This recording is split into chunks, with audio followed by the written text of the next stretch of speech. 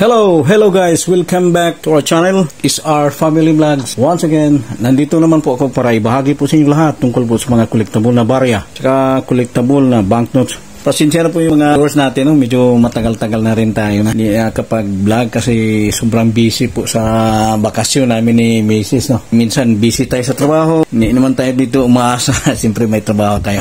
Yung amin lang dito talagang for sharing lang po para sa mga baguhan, para sa inyo pong lahat to, lalo na sa mga nakaumpisa pa lang mangungulikta ng mga barya, no? Para po sa inyong lahat to, dagdag alaman, nais ko lang po i-share talagang mga kinukulikta ni SR, no? Talagang legit po tayo. So hindi ko na patatagal guys, no? Yung pag-usapan po natin ngayon, continuous yun po sa piso na kalabaw, no? Nakaraan na nakita kung pisong kalabaw na malaki. Gaya dito ipapakita ko ngayon. Naka-ready na kasi ito eh. Naka-frame na, no? Yung dati na yung kulang namin, so ipapakita ko lang dito. Hanggang ngayon, ilang linggo na, wala pa rin nakapagbigay sa amin, no? Tinikit ko na agad guys, mga viewers dyan, lalo na sa mga baguhang napadpad sa channel ni SR, no? Yung kulang namin sa malalaking kalabaw, no? 1986.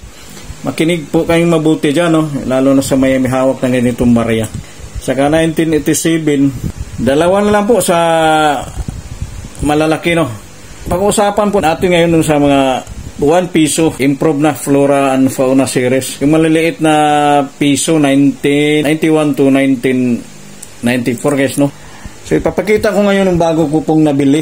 Assorted po kasi itong nabili ko. Sabayan niyo po ako sa pagdikit nito guys, no?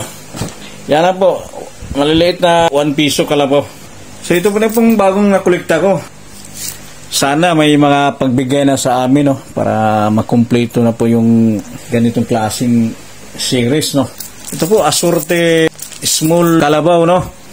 Sana yung babanggitin ko ngayon, meron po kayo. Ito is small type, no? 1993, small type kalabaw.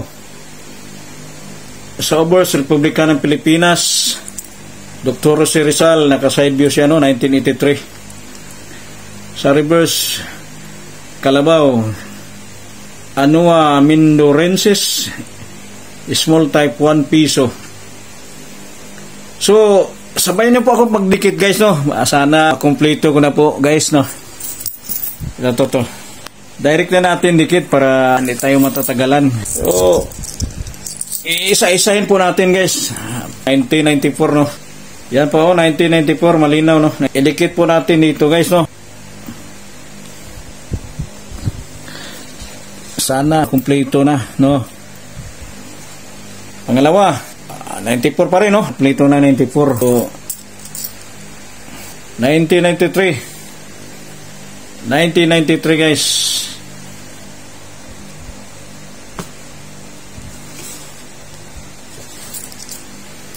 Bali 8 piraso pala ito guys, no? Na bili ni Mrs. no? Kahit common coin, basta talagang kinukulikta namin para makumpleto yung series namin, talagang bibilhin namin guys, no? Wala na akong sinasabi dito ng presyo. Ang mahalaga lang na para may kumpleto lang namin yung series. Yan talagang patunay legit collector po tayo, no? Yan guys, oh, 1992, no? So didikit na naman natin 1992. 94 pa rin, no? Meron na 94. 92 also. Meron na po. Multuhan kasi yung bilihan namin dito, kaya medyo matagal-tagal na tayo hindi nakapag-vlog kasi marami tayong nakukulikta. Ito 92 pa rin, no? Also 93 guys, no? So pakikyan nyo pong mabuti guys, no? Alin po dito yung missing ni SR sa small type, no? Na 1 piso tsaka big type 1 piso kalabaw, no? Ipapakita ko ulit, no?